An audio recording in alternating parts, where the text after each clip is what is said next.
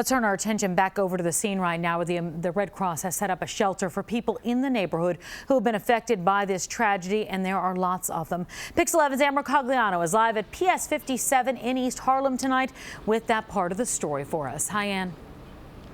Hi there, Tamsin. Well, we've seen victims come to this Red Cross reception shelter literally with just a bag of belongings, many looking for food, for shelter, for warmth, and many here looking for comfort after the horror they witnessed today. When are you going home? I don't know. Thomas Jones and his family are heading to a hotel. Their home is next door to the collapse site, and he said they can't go back. His family was there when the buildings fell. I thought they might be hurt when she said that the windows were blown out in every single room. I thought perhaps somebody might be injured, yes. On 115th Street, the Red Cross is assisting more than 100 people affected by the East Harlem collapse. Some here felt the shake, and others, like Alicia Watts, barely made it out alive. In my own walls. I have no windows. I have no frame of the windows, and my ceiling is collapsed in my apartment. Watts saw bodies on the ground outside her apartment building. She was trapped. A neighbor saved her. I thought I was going to die in my apartment, and my kids won't have a mom. I didn't know what to think. I was hysterical. I was scared out of my mind. But thank God, He rescued me, and He made a way for me. And my neighbor made a way for me as well. There's food, shelter, and warmth inside here, but also despair. Cesar Mendoza is grateful for this warm place, but his heart aches for people he knows are still missing. You don't know where you're sleeping? No, it's just my family up there, and all my family up there. What are you feeling right now? Feeling sad because we can't, it's all like little kids. I don't know how they're gonna sleep and shit. It's gonna be sad. Some of my friends would live in that house that fell down. One of my friends, I think her mom, she lived next to the building, so I think something happened to her. So many stories like that one, so much sadness here at the Red Cross Reception Center on 115th Street near Lexington Avenue. And I want to mention the Red Cross says this reception center will be open throughout the night. MTA buses will take people then to a shelter at 175 125th Street. And also the Red Cross asking people who are looking for their loved ones to call 311 for information. For now, we're live in East Harlem. Ann Mercogliano, Pix 11 News. Scott and Tamsin, back to you. All right, Ann, thank you. Well, immediately after the explosion, people who happened to be in the area pulled out their cell phones and began taking video. It happens nowadays. We see a lot of it. And you're looking at amateur video tonight. As you can see, the fire crews are not even on the scene yet there. Police were the first responders on the scene. They were trying to keep people back at this point. Listen to how one witness reacted when he heard the explosion. It was like, honestly, I felt like I was at World Trade Center for a minute. I was never there. I only saw it on video, but this is probably the craziest thing I've ever seen live. Just debris, smoke. Yeah. And you were running.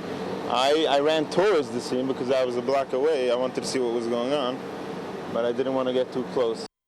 A lot of people also running to help out. Others, though, did not run toward the scene, fearing for their lives.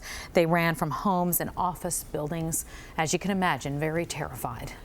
Well, the other big issue today was train service, or lack thereof. But tonight, Metro North has resumed all regular service. Right now, Pix 11's Marvin Scott is live at Grand Central Terminal. Marvin, the morning commute should be right back to normal, correct? It is looking good, and what a difference, Scott, a few hours make here at Grand Central. The crowds, well, they're gone, and the Metro North trains that were affected by the explosion, well, they are running a little slower, but they are, for the most part, on schedule, and we're told they should be there for your morning commute.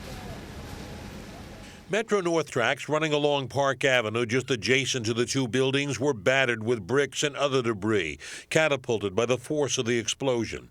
Inbound trains were immediately stopped and service halted for hours. 649 Notices posted at Grand Central Terminal created large crowds of commuters wondering how they were going to get home. Delayed a little bit.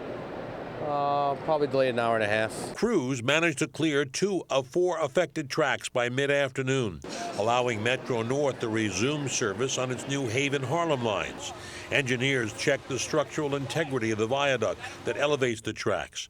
Because the tracks were so close to the buildings, as seen in this Google map, test trains were run at various speeds to see if vibrations would endanger the rescue effort. It took a little longer for the Hudson line to get the all clear. During the downtime, passengers had to take subways to the Bronx to bypass the explosion site and connect to other commuter line stations. By the start of the evening rush hour, all tracks were cleared, and service had been restored on the New Haven, Harlem, and Hudson lines. While many dashed to their trains, others stood and glanced at the board, waiting for theirs. I'm waiting for a track number. It's empty right now, but I'm sure they said one's coming, so I feel good about that. 280,000 riders a day in New York and Connecticut rely on Metro North for their commute, and they seem to take this latest delay in their stride.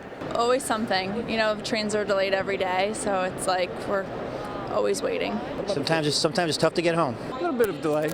We live with it. It's all right. It's New York. What are you going to do, right? Well, fortunately, most of those delays have been caused by weather conditions and not tragedies like the one today. So right now, the bottom line is, if you ride the New Haven, Harlem, or the Hudson lines, your train will be there tomorrow in the morning for your commute. But be patient if they're a little bit delayed, because they still have to run much slower as they pass that explosion site. We're live at Grand Central Terminal. Marvin Scott, Pix 11 News. Tamsin, Scott, back to you. All right, thank you, Marvin. Still more to come on the Pix 11 News at 10. Our team coverage of this disaster in Harlem continues. And a revealing report tonight about the city's aging infrastructure. It surfaced just one day before this explosion. What it contained that may shed some light on the investigation that is going on as we speak. It's just ahead.